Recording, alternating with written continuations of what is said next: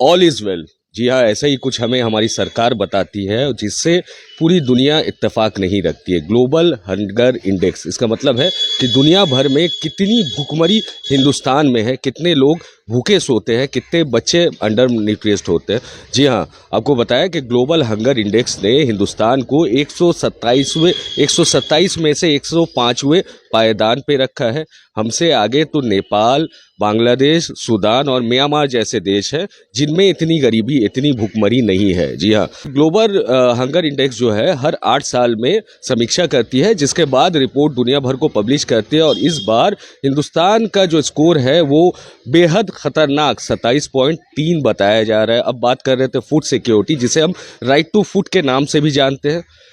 Right to food आए हुए 2013 में ये पास किया गया था। अब 11 साल हो गए और तकरीबन 2014 से बीजेपी की सरकार चल रही है, जिसके बाद हिंदुस्तान की कंडीशन लगातार ख़राब होती जा रही है। जी हाँ, हमसे टैक्स के पैसे वसूले जाते हैं, कहा जाता है कि गरीबों को खाना भी बांटना है, राशन भी दिया जाता है, लेकिन उसके बावजूद ऐसा क्या है कि दुनिया भर में हिंदुस्तान के नाम की किरकिरी हो जाती है। जब global food index, global hunger index जब इशू किया गया, जब जारी किया गया, तो बताया जाता है कि हिंदुस्तान के बच्चों को बराबर खाना नहीं मिलता है। हालांकि 2016 के बाद कुछ स्थिति ठीक हुई है, लेकिन इतनी भी ठीक नहीं हुई है जितना हमें बताया जाता है। हो सकता है हम सुपर पावर बन जाएं, हो सकता है हम 5 ट्रिलियन इकॉनमी भी बन जाएं, लेकिन क्या है वैसी इकॉनमी का और वैसा सुपर पावर का जब हम अपने घर के बच्चों को खाना प्रोवाइड नहीं कर सकते।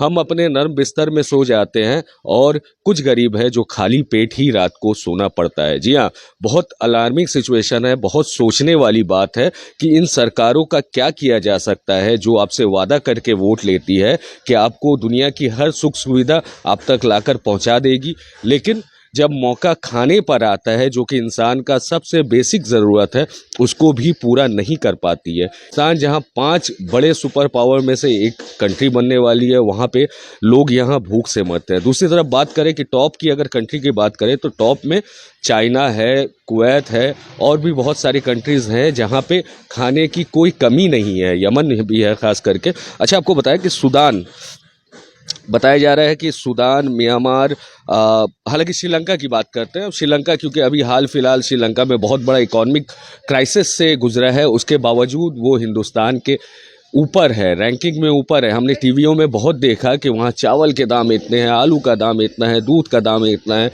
लेकिन भुखमरी उतनी नहीं है। जी हाँ, ऐसा कैसे हुआ कि हिंदुस्तान इतना भुखमरी हो गया, जबकि हम one of the highest tax paying nation है। आप कोई भी सामान खरीदे आप टैक्स देते हैं, और सुकून हमें इस बात की होती है टैक्स देने के बाद कि चलो हमारे टैक्स से गरीबों का भी कुछ भला होगा, देश की सुरक्षा का भी बेहतर होगा और इंफ्रास्ट्रक्चर भी अच्छा बनेगा।